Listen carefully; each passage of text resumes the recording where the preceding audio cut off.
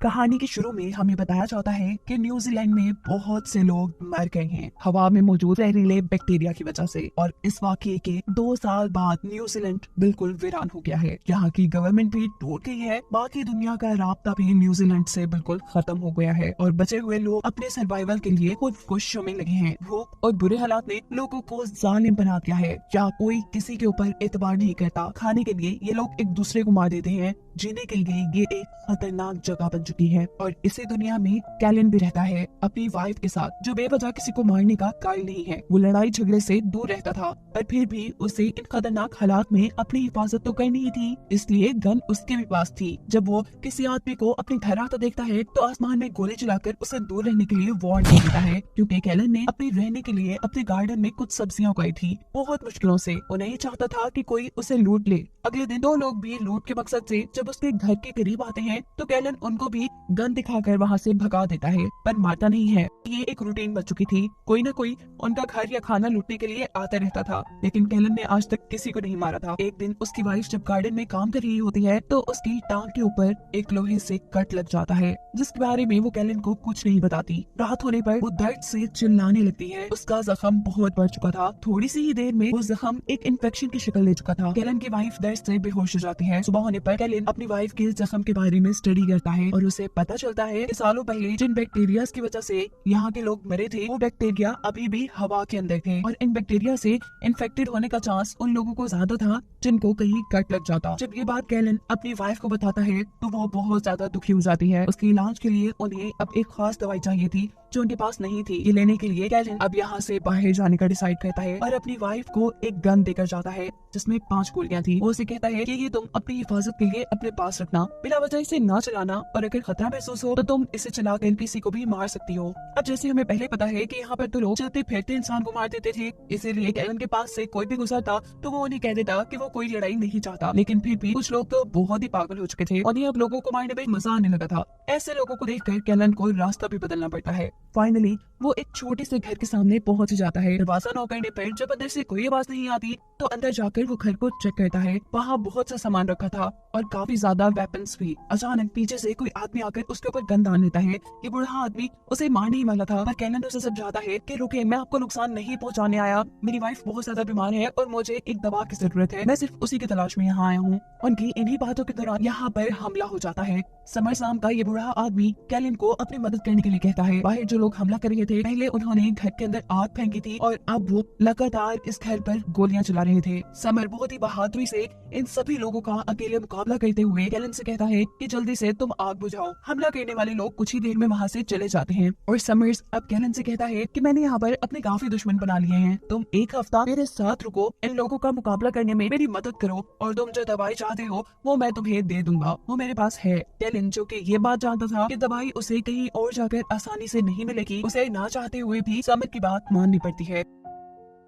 Summer बताता है कि मैंने इस घर के इर्द गिर्द काफी ट्रैप्स लगाए हैं। कुछ लोग हमला करने के लिए आते हैं और उन ट्रैप्स में फंस जाते हैं। मैं उन्हें मार देता हूँ, लेकिन अभी भी इस जगह को बहुत ध्यान देने की जरूरत है। कैलन जो कि पहले एक इंजीनियर था, वो समर के घर की बहुत सी चीजें ठीक करता है, बहुत से इलेक्ट्रिक ट्रैप लगाता है वहाँ। दूसरी तरफ हम कैलन की वाइफ को देखते हैं जो आहिस्ता आहिस्ता काफी कमजोर हो रही थी। इसी टाइम उसे महसूस होता है कि कोई उसके घर में घुसने की कोशिश कर रहा है। वो बड़ी ही होशियारी दिखाते हुए चुपकर इस आदमी के ऊपर लकड़ी से हमला करती है और वो बेहोश हो जाता है। वो इस आदमी को अपनी गन से मारना चाहती थी, लेकिन उसके अंदर इतनी हिम्मत नहीं थी। वो एक ट्रॉली में डालकर इस आदमी को अपने घर से दूर फेंकाती है। जबकि दूसरी तरफ हम देखते हैं कि समर और कैलन अभी भी अपने घर का डिफेंस सिस्टम अच्छा करने के लिए काम कर रहे थे और रात में समर उन्हें बताता है कि कोई उनके ऊपर हमला करने अब आएगा। कैलन को ये सुनकर गुस्सा आता है कि समर पहले उसे ये बात नहीं बता सकता था। उसने इस हमले के लिए ज्यादा तैयारी भी नहीं की थी। बातों ही बातों में उनकी बहुत लड़ाई हो जाती है। कैलन उसे मारने पर तुलाता है, लेकिन समर जानता था कि कैलन कभी ऐसा नहीं करेगा क्योंकि उसे लड़ाई पसंद नहीं थी। शायद रात उनके ऊपर कोई हमला भी नहीं करता और सुबह होने पर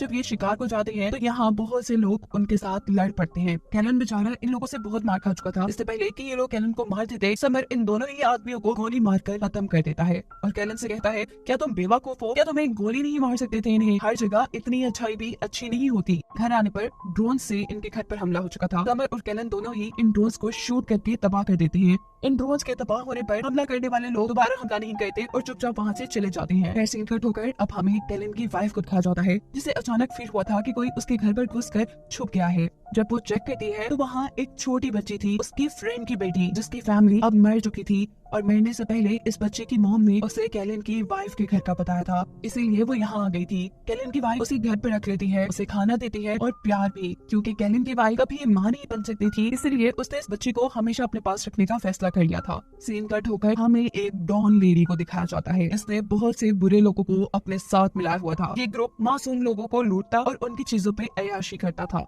यहाँ कैलन जो अभी तक समर के घर पे है, उसी समर की बेसमेंट से कुछ आवाजें आती है। वो बिना कुछ सोचे समझे गोली चलाने लगता है तो समर उसे आकर रोक देता है, क्योंकि वो जानता था कि उसकी बेसमेंट में एक बच्चा है जो लोगों से बहुत ज्यादा डरता था, इसीलिए वो काफी दिनों से बेसमेंट में ही छुपा हुआ था। इसे समर एक गुंडे से बचा कर लेकर आया था और इसी वजह से वो गुंडे समर के दुश्मन बन गए थे। समर के एक दुश्मन थोड़ी ना थे, उसके तो कई दुश्मन थे। कैलन की वाइफ जो अपने घर पे अब उस छोटी बच्ची के साथ रहती थी, उसके घर पर दोबारा वही बूढ़ा आदमी आ जाता है, जिसे एक मर्तबा पहले भी उसने बेहोश करके घर से बाहर फेंका था। वो इस मर्तबा भी उसके ऊपर हमला करके उसे घर से बाहर फेंकाती है। वो उसे मारना चाहती थी लेकिन ऐसा नहीं कर पाती। तब वो आदमी कहता है कि तुम मुझे मार ही दो, यही बेहतर है, नहीं तो मैं बार बार आता रहूंगा। इसी रात वो समर्स के घर पर भी हमला कर देता है। हमला करने वाला वही आदमी था जिसके बारे में आज समर ने कैलन को बताया था, जिससे वो एक बच्चे को छुड़ा कर लाया था। हमला करने वाले दुश्मन ये जानते थे कि आसपास बहुत से ट्रैप्स लगी हैं, इसीलिए वो एक टैंक समर्स के घर के पास भेजते हैं। जो टैंक बुरी तरह उनके घर के ऊपर बमबारी कर रहा था। समर और कैलन अपने साथ साथ इस घर को भी बचाने में लगे हुए थे और तभी मौका पाते ही समर्स का दुश्मन बेसमेंट के अंदर घुस जाता है, जहाँ उसे वो बच्चा भी मिल गया था। वो इस बच्चे के मुंह पे पट्टी बांध देता है और इसके हाथ भी बांध देता है और फिर एक खुफिया रास्ते से घर के अंदर आता है, जहाँ पर समर और कैलन दोनों ही थे। वो समर को गोली मारकर जख्मी कर चुका था और इससे पहले कि वो कैलन को भी मारता, कैलन और वो आदमी एक दूसरे को ही देखकर शॉक हो जाते हैं। हमें पता चला है कि कैलन इस बुरे आदमी का बेटा है। ये बुरा आदमी कैलन को भी अपने ही जैसा गुंडा बनाना चाहता था, लेकिन जब कैलन ने अमन की जिंदगी चुनी तो इस आदमी ने अपने बेटे यानी कैलन को छोड़ दिया और जिस बच्चे के पीछे वो पड़ा था, कैलन के डैड अब उसे अपना बेटा बनाना चाहते थे। ना सिर्फ ये बल्कि वो तो उसे बिल्कुल अपने जैसा गुंडा भी बनाना चाहते थे।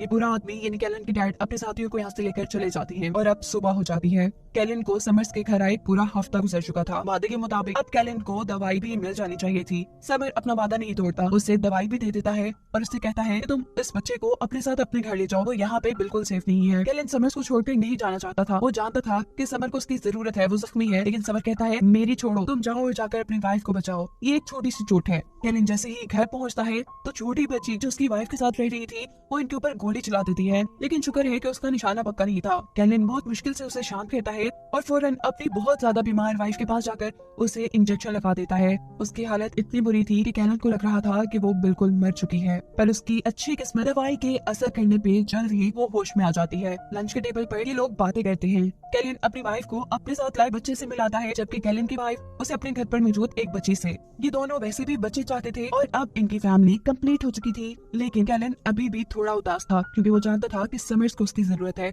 वो जख्मी है और जरूर उसके दुश्मन उस पर हमला करने आएंगे। वो उसकी मदद के लिए वहाँ जाता है और इस मर्तबा समर्स की अपनी बेटी अपने गुंडों के साथ उसके ऊपर हमला करने के लिए आती है। ये लड़की और कोई नहीं बल्कि मूवी में पहले दिखाई जाने वाली डॉन लेडी ही है। अब सवाल ये था कि ये लड़की अपने डैड को ही क्यों मारना चाहती थी, क्योंकि उसके डैड ने उसे और उसकी मॉम को एक टाइम पर अकेला छोड़ दिया था जब उन्हें समर्स की सबसे ज्यादा जरूरत थी। वो इसी चीज का बदला लेने के लिए आज यहाँ पर मौजूद थी, लेकिन यहाँ अब समर्स की मदद के लिए कैलन भी आ चुका था। यहाँ एक छोटी सी जंग चल जाती है। कैलन और समर बहुत अच्छे से इनका सामना करते हैं। इसी दौरान हमें पता चलता है कि वो बुरा आदमी जो कि कैलन के फादर भी है, वो भी इस लड़की के साथ मिलकर समर्स पे हमला करने के लिए आ चुके थे और इस मर्तबा अपने आप को बचाने के लिए कैलन अपने डैड को मारने में बिल्कुल ही हिचकिचाता। वो अपने डैड को मार देता है, जबकि दूसरी तरफ समर अपनी बेटी को एक इलेक्ट्रिक शॉक गन से बेहोश कर देती है। इस लड़ाई में बहुत से लोग मारे गए थे। समझ लें कि ये जंग ड्रॉ ही हुई थी, जिसमें अब उस डॉन लेडी के साथ ही उसे अपनी कार में बिठाकर यहाँ से ले जा रहे थे। समर अपने घर में अब महफूज था, उसका एक दुश्मन मर चुका था